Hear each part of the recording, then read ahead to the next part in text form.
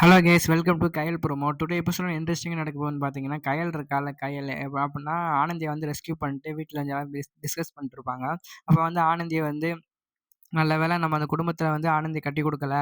கட்டி குடுத்திருந்தா என்ன ஆயிருக்கும்? ஆனந்தி வாழ்க்கையே போயிருக்கும். அவன் மட்டும் தாலி கட்டியிருந்தா கௌஷிக் வந்து ஒரு கொலைகாரனுக்கு வந்து என் பொண்ணு வந்து மனைவியாகி போயிருப்பா, பொண்டாட்டியாகி போயிருப்பா. அது மட்டும் இல்லாம சரியான சைக்கோ வேற அவன் இருக்கான்.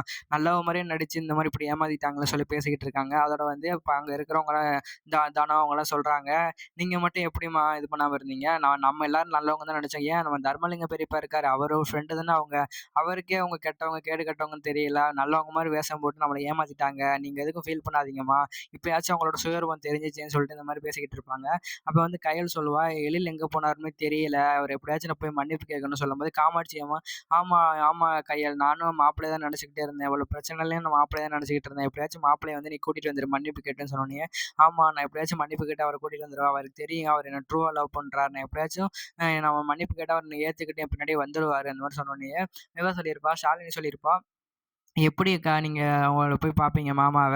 அவர் எங்க இருக்காரு? என்ன பண்ணாரு கூட தெரியல. நீங்க எப்படி நானும் கால் பண்ணி பார்த்துட்டேன். அவர் எடுக்கவே இல்ல. எப்படிக்கா நீங்க போய் பார்த்து மன்னிப்பு கேட்டு கூட்டிட்டு வருவீங்கன்னு" சொல்லிட்டு இந்த மாரி ஷாலினி சொன்னோனயே, ஷாலினி வந்து அவர் வந்து கண்டிப்பா அவங்க அம்மா வீட்டுக்கு தான் போயிருப்பாரு. எனக்கு தெரிஞ்ச வரைக்கும். நான் நேரா அவங்க வீட்டுக்கு போயிட்டு, என்ன சண்டை வந்தாலும் பரவால்ல. நான் எப்படியாச்சும் எழில வந்து கூட்டிட்டு தான் வருவேன் வீட்டுக்கு. இந்த மாரி சொன்னோனயே, காமாட்சி அம்மா சொல்லுவாங்க, "நானும் வரேன். நானும் வந்து கூட வந்து எழில கூட்டிட்டு வரேன். எப்படின்னா நான் சொன்னா மாப்பிள்ளை கேட்பாரு. இந்த மாரி என் மேல கோவப்பட மாட்டார். நீ மட்டும் தனியா போனன்னா உன் மேல கோவப்பட்டு உன்ன வந்து திட்டி அமுச்சு விட்டுருவாரு. நான் வந்து மாப்பிள்ளைட்ட பேசுறேன்." இந்த மாரி சொல்லிட்டு இருப்பாங்க.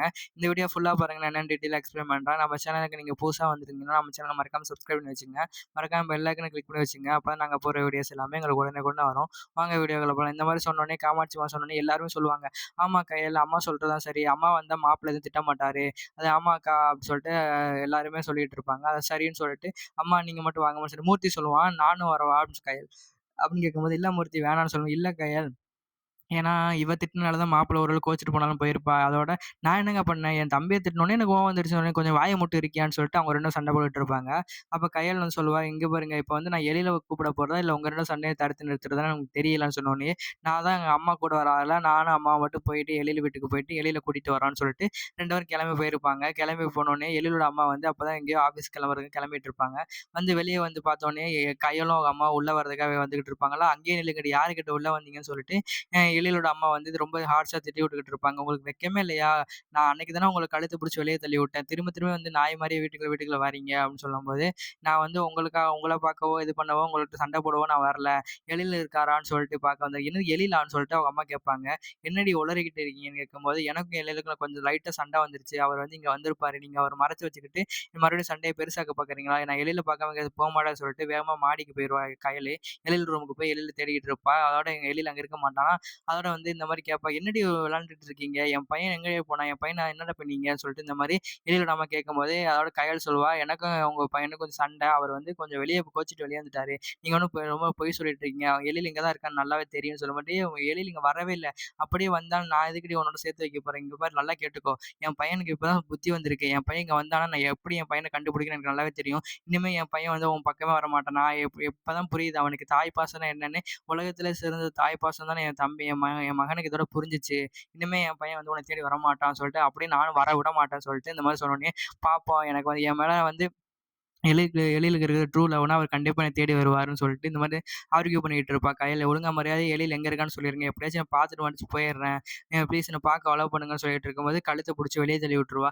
"போங்கடி வெளிய. நான் எவ்வளோ சொல்லியும் கேட்காம தேடிக்கிட்டு இருக்கீங்கன்னு" சொல்லிட்டு எழிலோட அம்மா வந்து திட்டி வெளிய அனுப்பிச்சுட்டு டோர் லாக் பண்ணிருவா. லாக் பண்ணோனயே இந்த மாரி காமாட்சி எழிலோட அம்மா கையலோட அம்மா இந்த மாரி கேட்டுட்டு இருப்பாங்க. "என்ன கையல் பண்றது இப்ப? இவங்க என்ன இப்படி பேசிட்டு இருக்காங்க? மாப்பிள வரல" அப்படின்னு. அதோட கையல் சொல்லுவா, "இல்லம்மா மாப்பிள இங்க எழில் இங்க தாம்மா இருப்பாங்க. என் உள் மனசு சொல்லுதும்மா. அது மட்டும் இல்லம்மா இவங்க பேசுறத பத்தியா? என் பையன காணோம்னு சொல்லிக்கிட்டு இருக்கோம். இவங்க என்ன அசால்ட்டா கூலா என் கூட சண்டை போடுறதுலே குறியா இருக்காங்க பார்த்தீங்களா இல்லையா? அப்பன்னா என் பையன் எழில் வந்து இங்க தான் இருக்காங்கம்மான்னு சொல்லிட்டு கயல் சொல்லிக்கிட்டு இருப்பா.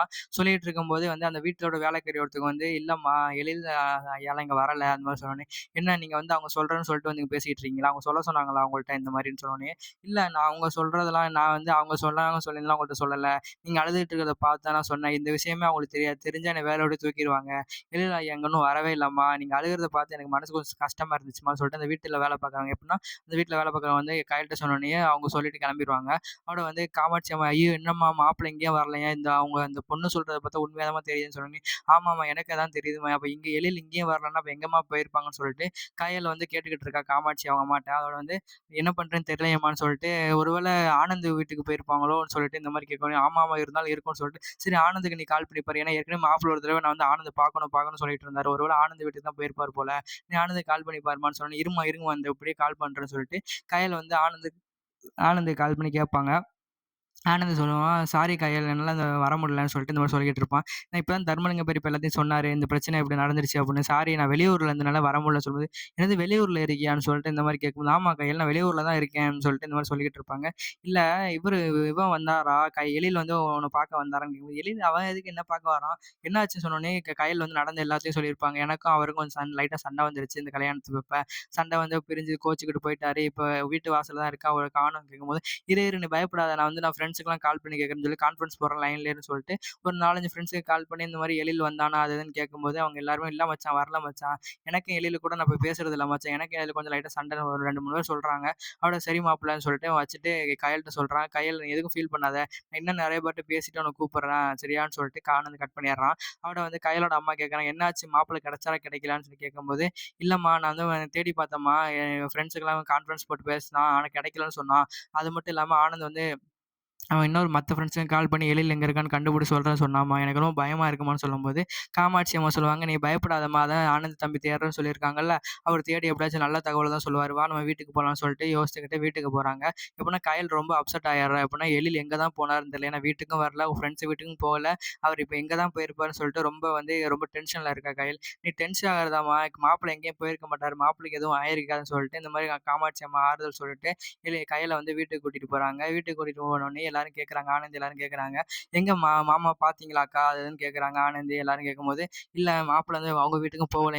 எங்க போனாங்கன்னு தெரியல" அப்படின்னு சொல்லிட்டு இந்த மாரி எழில் எங்க போனாருன்னு தெரியலன்னு காமாட்சி அம்மா சொன்னோனயே, தனம், மூர்த்தி எல்லாரும் ஷாக் ஆயிடுறாங்க. அன்புலாம் கேட்குறான். "மாமா எங்க தாங்க போயிருப்பாரு? வீட்டுக்கு போலன்னா அப்ப எங்க போயிருப்பாருன்னு?" சொல்லிட்டு அன்பு கேட்கும்போது, தெரியலையே அன்பு என்னன்னு தெரியல. அவர் எங்க போனாருன்னு தெரியலன்னு சொன்னோனே, "தேவனா நான் போலீஸ் ஃபோர்ஸ் வச்சு தேடவாக்கான்னு" சொல்லும்போது, "இல்ல வேணாம் வேணாம் சென்சிட்டிவ் கன்டென்ட் ஆக்காத வேணாம் அதெல்லாம் ஒண்ணும் இல்ல. நம்ம எப்படியாச்சும் கண்டுபிடிக்கணும்னு" சொல்லும்போது, "இல்லக்கா நான் வந்து சென்சிட்டிவ் கன்டென்ட்லாம் ஆக்கல. நான் வந்து என்னோட ஃபோர்ஸ வச்சு நான் தேடி பார்க்குறேன்னு" சொல்லிட்டு, அன்பும், மூர்த்தியும் தேடுறதுக்காக கிளம்புறாங்க. எப்படியாச்சும் நம்ம மாமாவ கண்டுபிடிக்கணும்னு அன்பு கிளம்புறான். மாப்பிள்ளைய நான் கண்டுபிடிக்கிறேன்னு சொல்லிட்டு ஆளுக்கு ஒரு பைக்ல இந்த மாரி கிளம்பி போறாங்க. அப்படின்னா எப்படியாச்சும் அங்கிட்டு இங்கிட்டு போய் கண்டுபிடிச்சிடலாம்.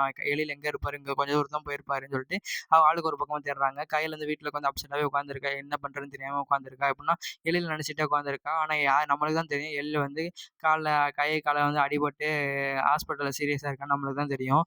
இவங்களுக்குலாம் தெரியாம எழில் அங்கங்க ரோட்ல அத இதுன்னு தேடிட்டு இருக்காங்க. அதோட இந்த எபிசோட் வந்து முடிச்சிடுறாங்க. இந்த வீடியோ புடிச்சிருந்தா லைக் பண்ணுங்க, கமெண்ட் பண்ணுங்க. மறக்காம நம்ம சேனல் சப்ஸ்கிரைப் பண்ணி வச்சுக்கங்க. இந்த மாரி ஒரு நெக்ஸ்ட் வீடியோல பார்க்கலாம். Tata bye bye. see you.